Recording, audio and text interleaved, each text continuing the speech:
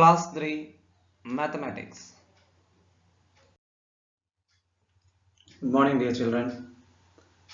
In the last class, we started learning about fractions. We learned how to represent a part of a wall as a fraction. Today, we are going to learn how to represent fractions on a number line. We will learn this with an example. Represent 1 divided by 5, 2 divided by 5 on the number line.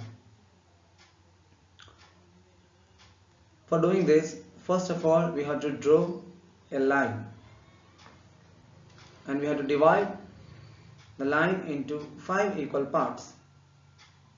That is the denominator of our fraction. Now we can start representing each points. The first point represent the 0th part of the total line.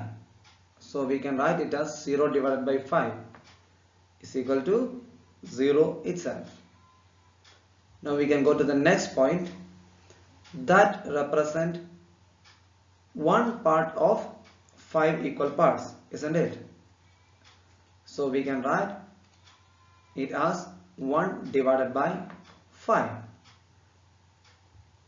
Now when we are going to the next point, it will represent the 2 parts of 5 parts.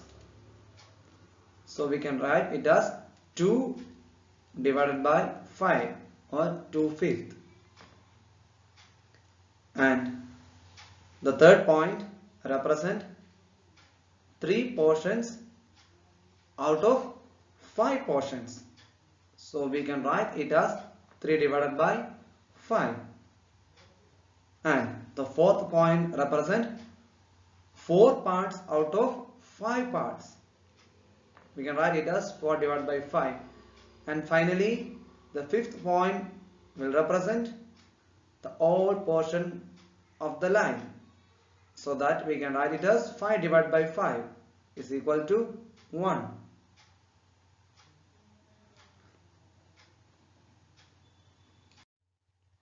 We learned how to represent numbers on a number line.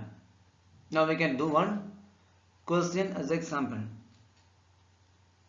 Write the missing fraction in the number line.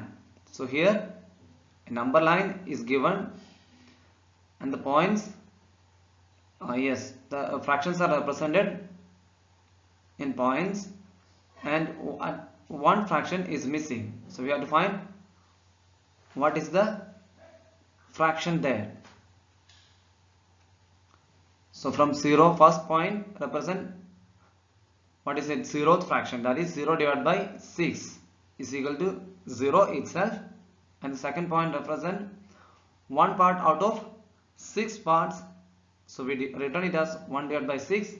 Similarly 2 divided by 6 and 3 divided by 6. And what will be the next point after 1, 2, 3? The next point is 4. So that fourth point will represent 4 parts out of 6. So we can write there 4 divided by 6 is our answer. Our next topic, bigger and smaller fractions. If we have 2 or more fractions having same denominator, then how could we find the bigger fraction in that? If the denominators of 2 or more fractions are equal, the fraction with the bigger numerator is the bigger fraction. For example, if we have 6 divided by 8, 1 divided by 8 and 7 divided by 8 and 4 divided by 8. So all these fractions have same denominator but different numerator. And we have to find the bigger fraction. So what will be the bigger fraction here? Okay, let us check what is the bigger fraction here. First we can write represent 1 divided by 8. Okay, so we took 8 boxes and we shade one box out of 8 box. So the shaded portion is 1 out of 8. We are representing it as in fraction 1 divided by 8. Then the next, the same 8 portions we have, and we shaded 4 portions out of 8 portion, which will represent 4 divided by 8 in fraction. Then the next, the same 8 portion, and we shaded 6 portions out of 8 portion. So when we are writing in fraction, it will be 6 divided by 8.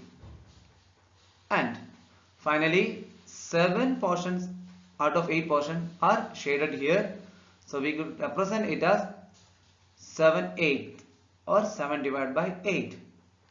Now as you can see in the picture, which shaded portion is bigger here? Yes, the 7 divided by 8 is bigger here. Here the more area is shaded in 7 divided by 8. So in the given fractions, which one is greater here? 7 divided by 8 is the bigger fraction here. And the next one is, of course, that is 6 divided by 8, because the area of shaded portion is more in 6 divided by 8 than 1 divided by 8 and 4 divided by 8. So we can write the next biggest fraction is 6 divided by 8. And the next one, that is 4 divided by 8. And finally the smaller fraction is 1 divided by 8. Okay, here you can see that if the fractions having same denominator, then we have to look on the numerators. So the numerator, the bigger the fractions having bigger numerator is the bigger fraction. Here 7 is the bigger numerator here. So 7 divided by 8 is the bigger fraction here. The next one is 6 divided by 8, then 4 divided by 8, and finally 1 divided by 8. Let us do one more example.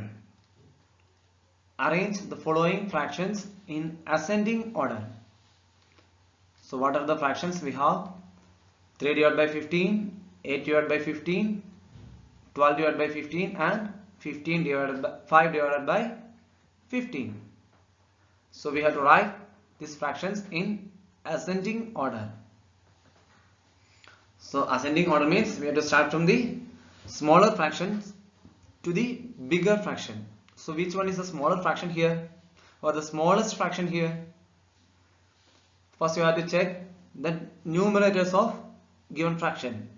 Which one is smaller? Yes, 5 is smaller out of 13, 8 and 12. So the smallest fraction here is 5 divided by 15. Then what is the next smallest fraction? Yes, it is 8 divided by 15, because 8 is the next biggest value. Now the next one will be 12 divided by 15, and finally the biggest one is 13 divided by 15. In this way we can arrange the fractions in ascending order. Okay, we can do one more example. Arrange the following fractions in descending order. For arranging, okay, what are the numbers given here, or the fractions given here? 12 divided by 45, 36 divided by 45, 24 divided by 45, and 43 divided by 45. So in all these fractions denominator is same. So we have to check the numerator side. What is the question? We have to write the fractions in descending order. So first we have to find the biggest numerator. what is the biggest number in the numerator? Yes, 43 divided by 45 is the biggest fraction here, because the 43 is the biggest numerator here. So 43 by 44 we can write. Then the next biggest one, what is it? 36 divided by 45. And the next numerator, biggest numerator, 24. So we can write 24 by 45 is the next biggest fraction. And finally, the smallest fraction, what is it? 12 divided by 45, because 12 is the smallest numerator. Okay, now we got our answer. We arranged our given fractions in descending order, biggest to smallest. I hope all of you understood this. You have to do textbook exercise 4.2 and 4.3. Thank you.